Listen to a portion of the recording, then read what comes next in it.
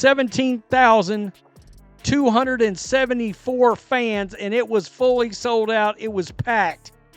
This game was not close, folks.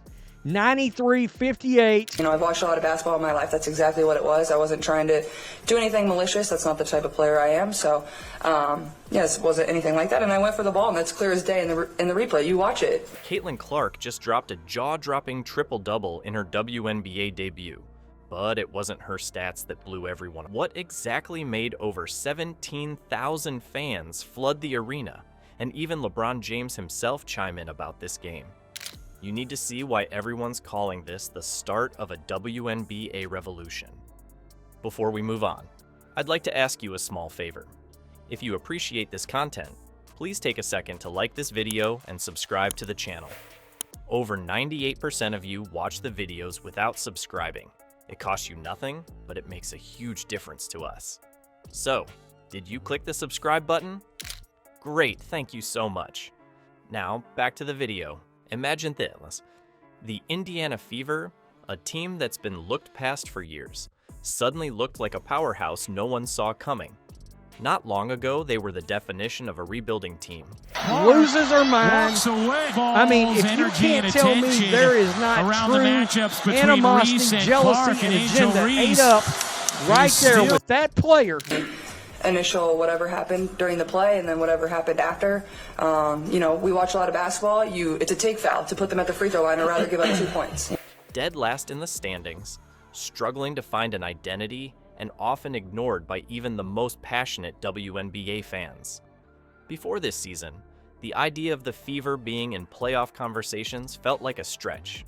That's why there was so much skepticism about Caitlin Clark, no matter how great she was in college. Could one rookie really make that much of a difference? Fast forward to the Fever season opener against the Chicago Sky, and the answer was staring everyone in the face. The Fever dominated from the tip-off, turning what was expected to be a competitive game into an absolute clinic. By the time the fourth quarter rolled around, the Fever led by over 20 points, and it felt less like a battle and more like a scrimmage. Than jealousy, what is Reese's motivation for animosity towards Clark? I said she's jealous AF. Yeah, I mean, look, nobody's going to get anything easy against us. You know, we're going to be a tough defensive team. And the craziest part? It wasn't just their offense that stole the show, it was their suffocating defense. Chicago didn't score more than 18 points in any quarter, not once.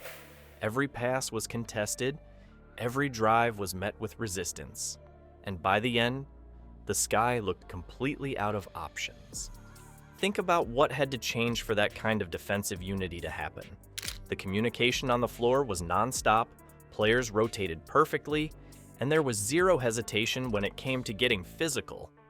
This wasn't an accident. Caitlin Clark's energy seemed contagious, sparking a defensive intensity that turned one of last year's weakest teams into a force. Her leadership paired perfectly with veterans like Dana Bonner, who held it all together when things got chippy. And then there was the offense. Clark's vision unlocked the Fever's potential in ways no one expected. She sees the attendance, the ratings, gate revenue. It's not close. She's a media-created rival. ESPN played right into it with that flagrant foul BS. We don't want to look the same now in July. So take one game at a time. Like Coach said, we have 43 games left. So just taking our time day by day and learning from mistakes. But she didn't do it alone. Aaliyah Boston held down the paint like an all-star, cleaning up boards and creating second chances, while Bonner drilled shots from deep when the Sky tried packing the lane. The result? A balanced team that suddenly looks ready to disrupt the league. What's even more wild is how this debut redefined the Fever's identity overnight. It's got people asking, is Caitlin Clark just transforming basketball or something bigger? You know what's crazier than Caitlin Clark's triple-double? The sheer buzz she created before stepping on the court. At 9 a.m., an hour before the Fever's team store even opened, fans were already lining up, wrapping around the corner just to get their hands on her merchandise. Hats, jerseys, shirts, you name it. It was selling out before most people had even had their coffee. This wasn't just opening game energy. This was something entirely different. By tip-off, over 17,000 fans packed the arena. Going on and on about how that needs to be a flagrant foul. You didn't say a word about a flagrant foul prior to going to break. By the them at the best that we could. Obviously, first game, we got to look back at the film and do things better. I think we definitely had good spurts where we could see that we could definitely get back and definitely rebound and definitely play in transition. So setting the stage for what felt less like a game and more like a cultural event. Now, add the weight of expectations on Clark's shoulders. This wasn't just any debut. This was a debut with celebrities watching closely. LeBron James couldn't resist tweeting about her, while Dave Portnoy bet $25,000 that she'd pull off a triple-double. When she actually made it happen and he walked away with a $350,000 payout, the internet went wild. And Clark? She handled all of it with the kind of focus that showed why she's already considered one of the new faces of the WNBA. Her stat line, 20 points, 10 assists, 10 rebounds, 4 blocks, and 2 steals was dominant, sure, but it was her energy on the court that truly electrified the crowd. Every no-look pass, every baseline jumper had fans on their feet. Even when things got physical, like during her infamous hard foul on Angel Reese, Clark stood her ground. That play sparked a massive social media storm, not just because of the physicality, but because of what it said about her. She was sticking up for her teammates.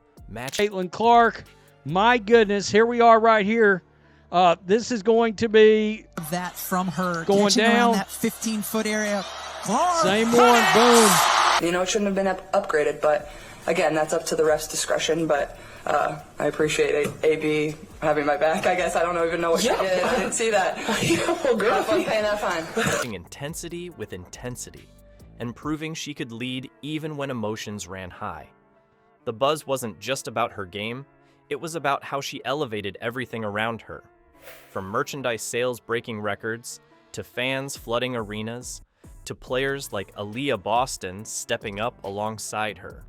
Clark's presence already feels like it's rewriting what the WNBA can be.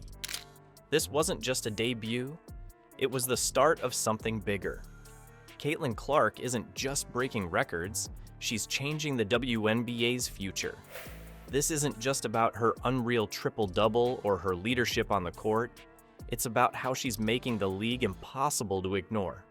Even WNBA Commissioner Kathy Engelbert called her the face of the league, showing just how pivotal she's become.